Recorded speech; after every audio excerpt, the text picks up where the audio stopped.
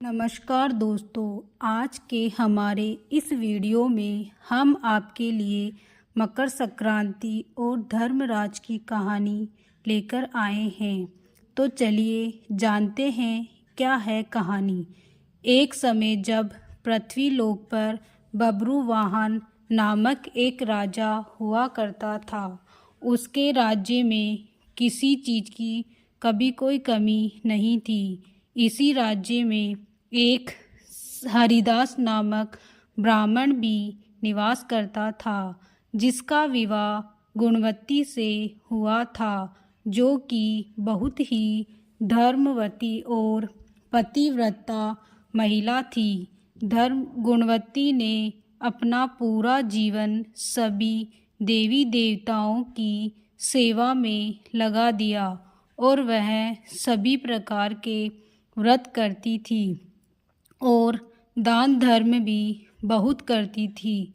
इसके अलावा अतिथि सेवा को वह अपना धर्म ही मानती थी।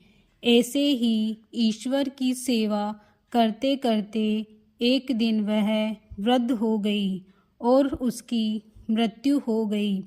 तभी धर्मराज के दूत आकर उसे अपने धर्मराजपुर ले गए। यमलोक में एक सुंदर सिंहासन पर यम धर्मराज विराजमान थे और उनके पास ही चित्रगुप्त भी बैठे थे। चित्रगुप्त जब धर्मराज को प्राणियों का लेखा जोखा सुना रहे थे, तभी यमदूत गुणवती को लेकर पहुँचे।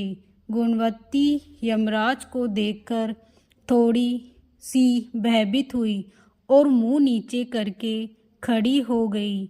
फिर चित्रगुप्त ने गुणवती का ब्यौरा निकाला और उसके बारे में धर्मराज को बताया। धर्मराज ने गुणवती का पूरा ब्यौरा देखा और वे प्रसन्न हुए, लेकिन फिर भी उनके मुंह पर थोड़ी सी उदासी भी छाई हुई थी। यह देखकर गुणवती ने पूछा, हे प्रभु, मैंने तो अपने जीवन काल में सारे सत्कर्म ही किए हैं, फिर आपके मुंह पर उदासी क्यों छाई हुई है? इसका क्या कारण है? हे प्रभु, मुझसे क्या भूल हो गई? धर्मराज ने कहा, हे देवी, तुमने सभी देवी देवताओं के व्रत किए हैं और उपासना भी की है, लेकिन कभी भी तुमने मेरे नाम से कुछ पूजा पाठ या दान नहीं किया।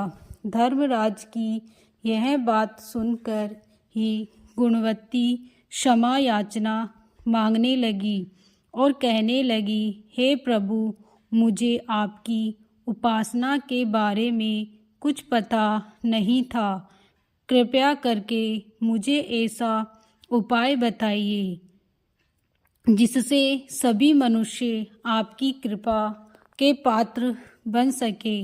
मैं आपके मुंह से आपकी भक्ति का मार्ग सुनना चाहती हूँ और मेरी कामना है कि मृत्यु लोक पर वापस जाकर मैं आपकी भक्ति करूँ और सभी लोगों को इसके बारे में बताऊं। तभी धर्मराज जी ने बताया, जिस दिन सूर्य देव उत्तरायण में प्रवेश करते हैं, यानी मकर संक्रांति के दिन मेरी पूजा शुरू करनी चाहिए और उस दिन से लेकर 1 साल तक मेरी पूजा करते रहना चाहिए। यह कथा सुननी चाहिए। साथ ही मेरी पूजा करने वाले व्यक्तियों को भी धर्म के इन 10 नियमों का पालन करना चाहिए।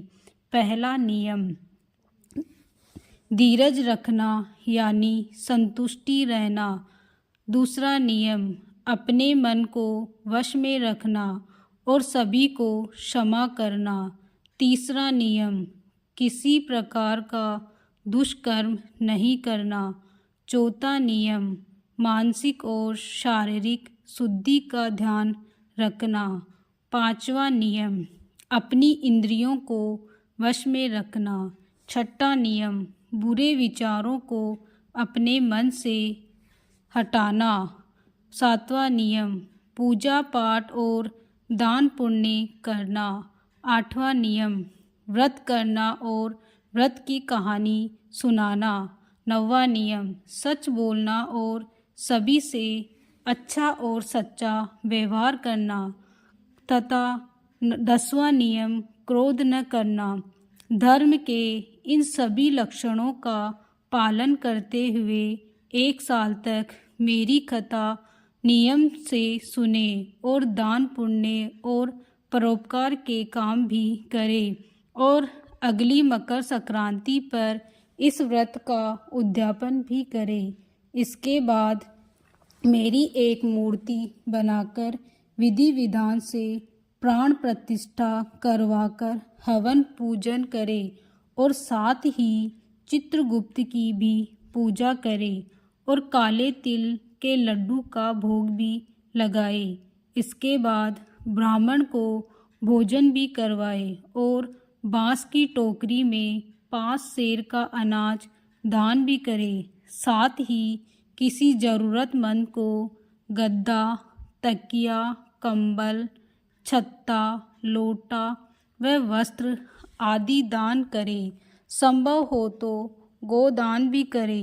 और धर्मराज के व्रत की पूजा कथा सुनकर गुणवती ने पुनः धर्मराज से प्रार्थना की, हे प्रभु, फिर से मुझे मृत्युलोक में जाने दीजिए जिससे मैं आपका व्रत कर सकूं।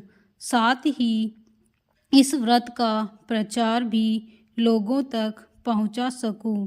इस पर यमराज ने गुणवती को धरती लोक पर फिर से जाने दिया। धन्यवाद।